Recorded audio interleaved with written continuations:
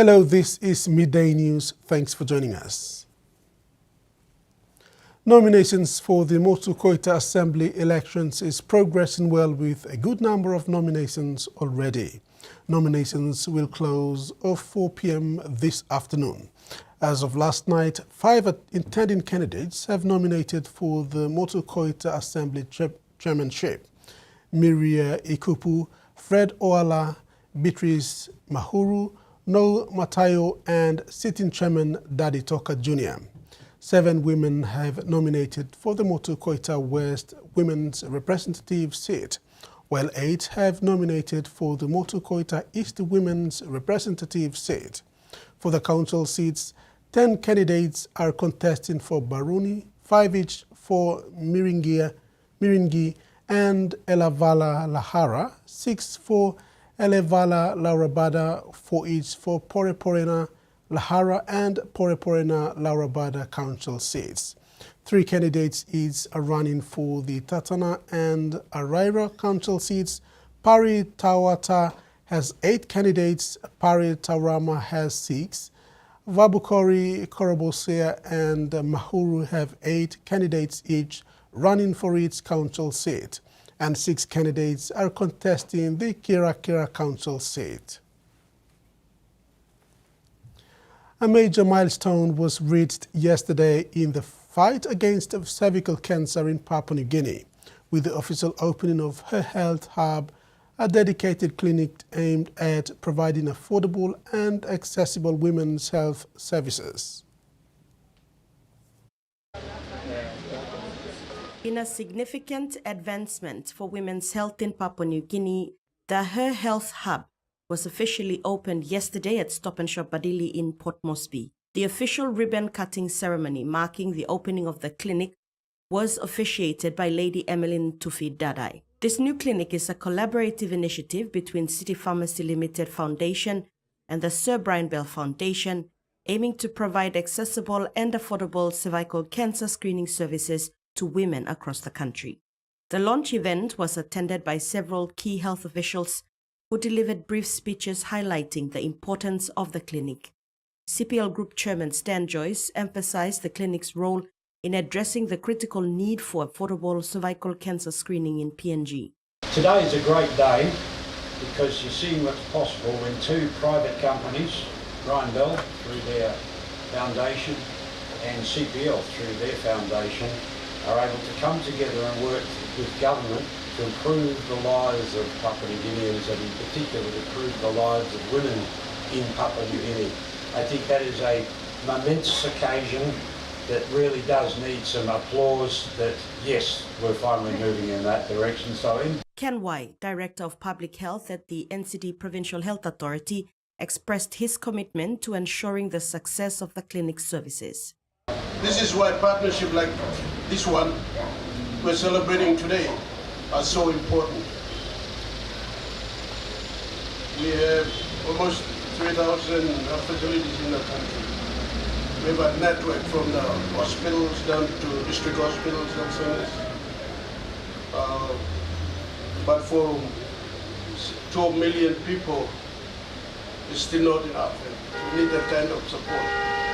And out of that, 47% of our health system is managed and run by the Church Health Services.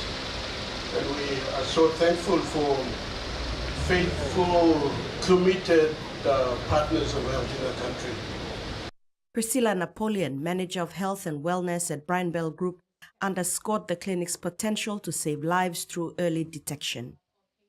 Her Health Hub offers same-day cervical cancer and HPV screenings for just 20 kina, with immediate referral pathways to Port Moresby General Hospital for further treatment if needed. The clinic uses advanced gene expert technology, providing rapid and reliable results in just a few hours.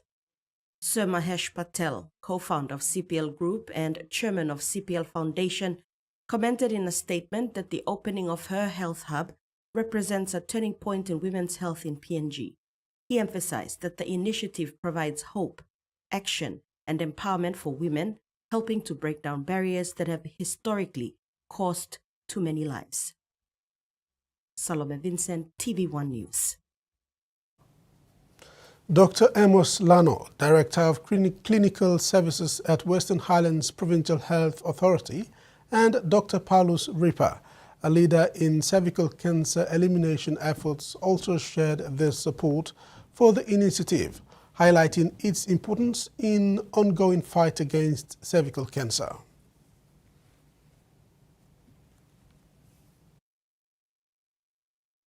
Many a times we have looked at curative health services, basically in terms of providing the drugs and other commodities that are needed by our patients, but we have never looked at the public health component of it. And to have this facility up and running to screen and to screen those normal people, especially our mothers and children, is a bold stand forward. I would like to commend this initiative by Brian Bell Foundation and CPL Foundation. They have set the pace in this country for partnership between the government and the private sector.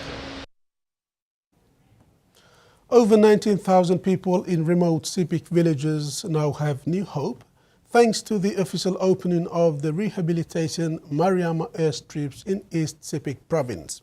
The airstrip restored under the EU Strait PNG program with European Union funding reconnects 10 isolated communities in Karawari rural LLG to vital services and markets. The new airstrip has changed everything for the vanilla farmers in that before they paddled for days. But now their children get medical and the vanilla fly to markets. With 807,000 in upgrades, the airstrip now boasts and reinforced runway, better drainage and safety markers, ready for regular flights. The project also created 10,000 days of paid work for locals during construction.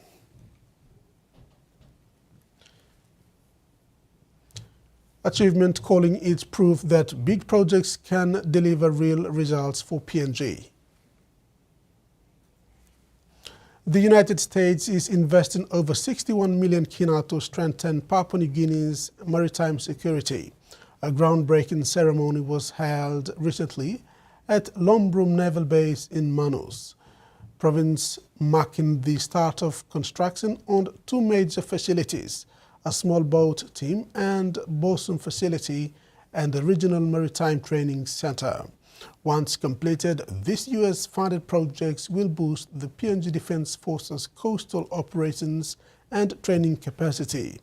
U.S. Ambassador Annie Mary Yavis-Chok says the investment reflects trust and a shared commitment to protecting regional security.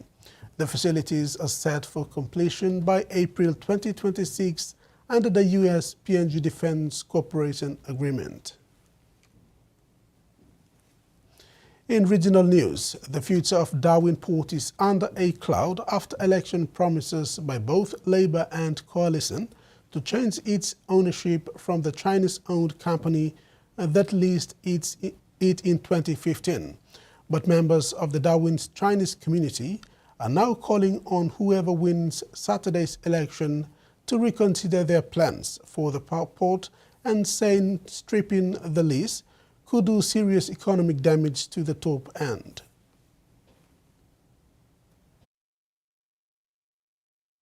A federal promise to take back the Darwin Port lease from Chinese company Landbridge. Some believe it could make a meal of the NT's fragile economy. That will make it worse. Not only the business itself, also the investors' confidence. In the throes of this year's federal election campaign, both Labour and the Coalition have pledged to get the port back into Australian hands, raising concerns from within Darwin's Chinese community. Darwin, we don't have any major project so far for many years. So Darwin Port is probably the one still alive. Events like this Darwin Dragon Boat Festival also receive annual funding from Landbridge, which community members fear will go and not be replaced once the lease is removed. For people living in the community here forever, like us, we do care and we feel very disappointed and very sad. It's hard to see this as anything aside from partisan politicking by both sides. Prior to the election promises, Landbridge's lease had been reviewed by successive federal governments, with no national security threats made clear. The sale was made in 2015. Governments of both stripes have been in power over the past decade. None of them have moved to get rid of the Chinese ownership of the port. If the next government can't find a buyer to take over the port and it's forced to strip the lease from Landbridge, the cost will likely be huge. And that'll be coming straight from the taxpayer's hip pocket and, for no apparently good national security reason. Neither Labor nor the Coalition responded to questions about how much they'd pay to take back the lease, or if there'd been any new national security advice over the port's operation here in Darwin that had come to the fore. A cookbook controversy has erupted between two popular best-selling Australian authors. Nagi Mahasi has accused Brooke Bellamy of plagiarizing two of her recipes, but the claim has been rejected. Brooke Bellamy is a social media sensation. Last year, the Brookie Bakehouse owner launched her popular cookbook, but a firestorm of controversy has broken out in the kitchen after best-selling cook Nagi Mahasi, founder of recipe Tin Eats, accused Miss Bellamy of copying her caramel slice and baklava recipes. Writing on social media, profiting from plagiarised recipes is unethical and it's a slap in the face to every author who puts in the hard work. Plagiarism is more of an ethical or a moral claim that sort of says, hey, you used something of mine or copied something of mine and you didn't acknowledge me. Brooke Bellamy has rejected the allegations, saying she has been creating her recipes since 2016.